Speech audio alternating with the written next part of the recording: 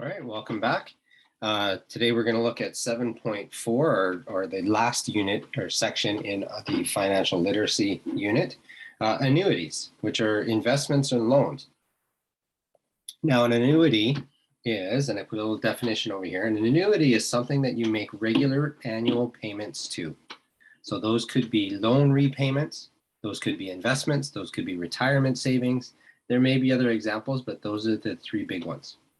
Okay, so an annuity is something you make regular payments to. We have this formula. This formula calculates what we call the future value of our annuity.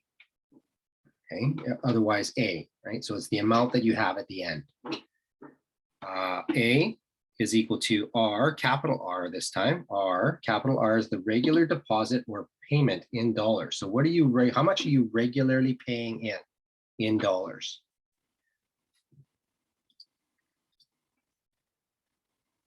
That was R, A.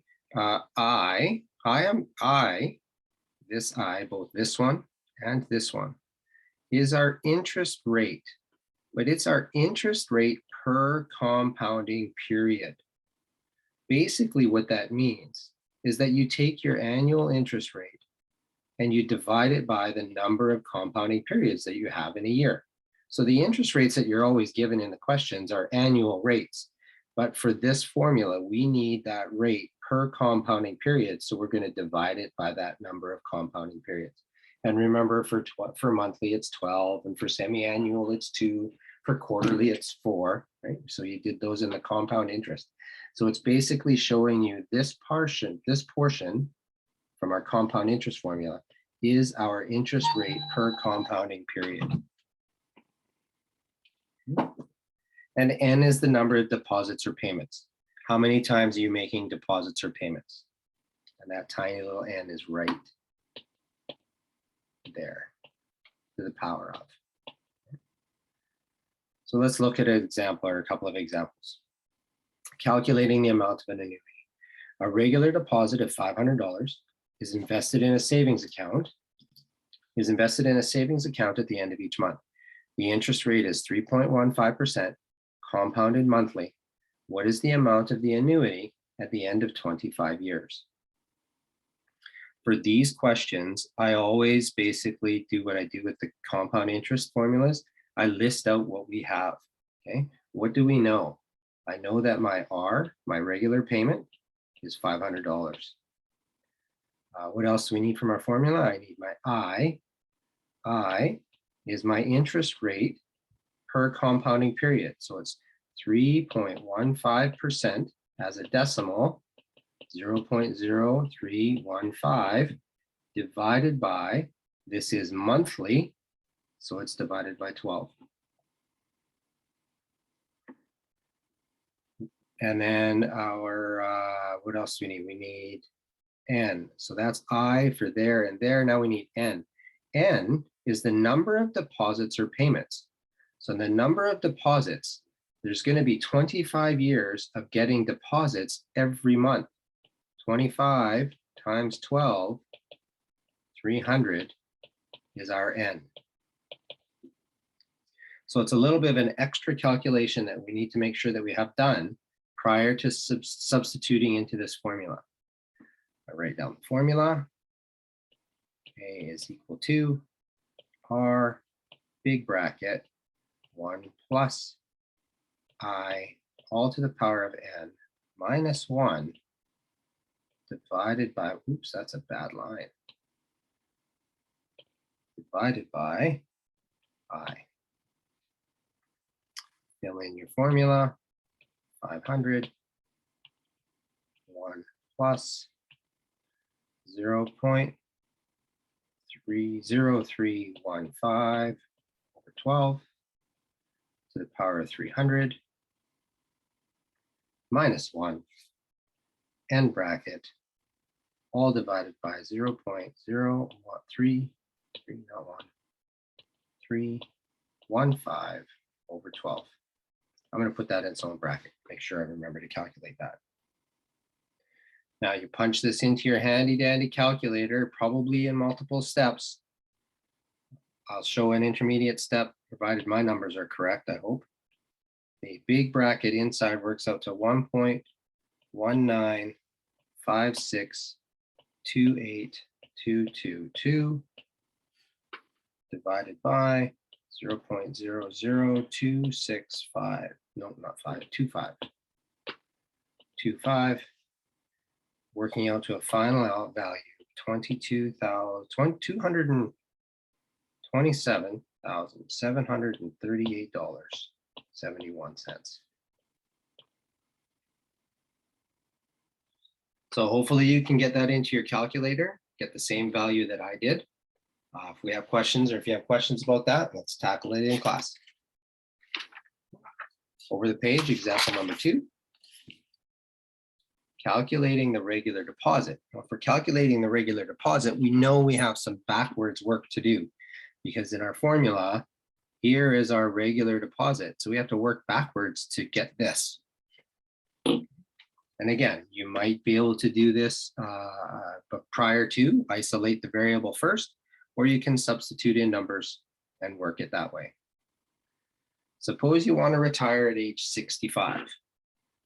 With $1 million, at age 30, you start investing a monthly deposit in a stock portfolio that pays 3.6% interest compounded monthly.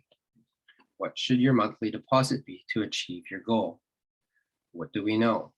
We know that A, we want that to be $1 million. We know that our interest rate is 3.6%. which is 3.6 over 100, which is 0.036. And we know that that 0.3036 needs to be divided by 12 because it's monthly. 0.003 is our I. There's I, there's A. Time. We want this, what did it say, 35 years? Well, yeah, no, it didn't say 35 years.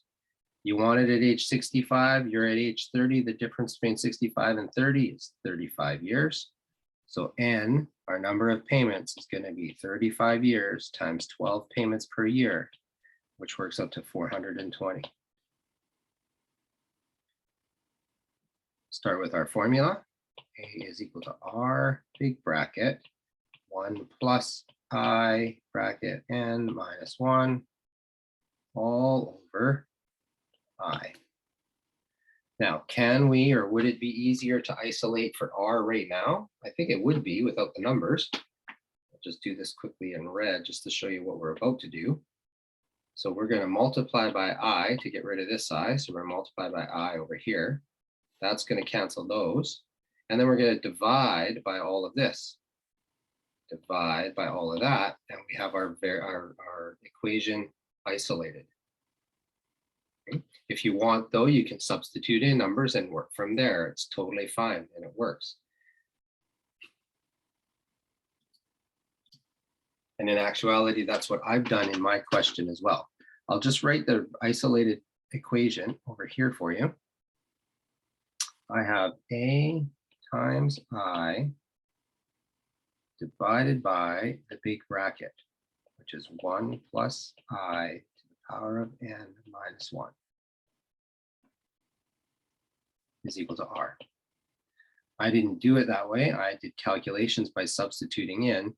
So I'm going to attempt to erase some of the red lines here so that I can work with this. Go back to purple. I want $1 million. I don't know what my R is. 1 plus I was 0.003, and my N was 420 minus 1 and bracket all over 0.003. Do a little bit of multiplication. I'm going to multiply by 0.003, 0.003, and I'm going to do the math inside the big bracket. I get 3,000 is equal to R times 2.58, nope, 2.518, 77. 8004.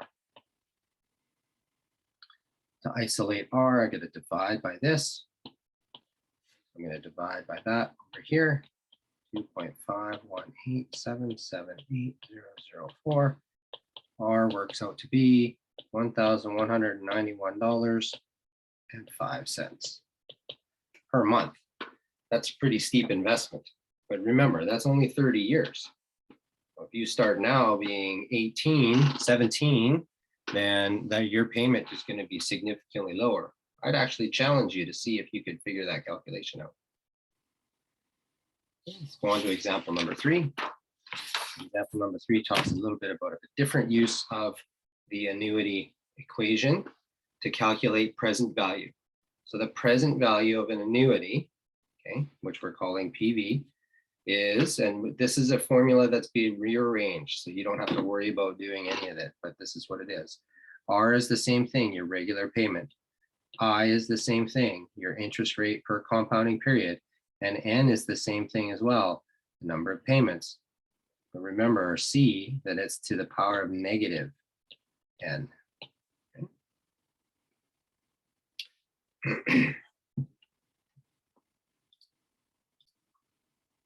I'm actually going to stop this recording here. The next couple of examples are a little bit long. I might split this section into 2. So we will see you next time.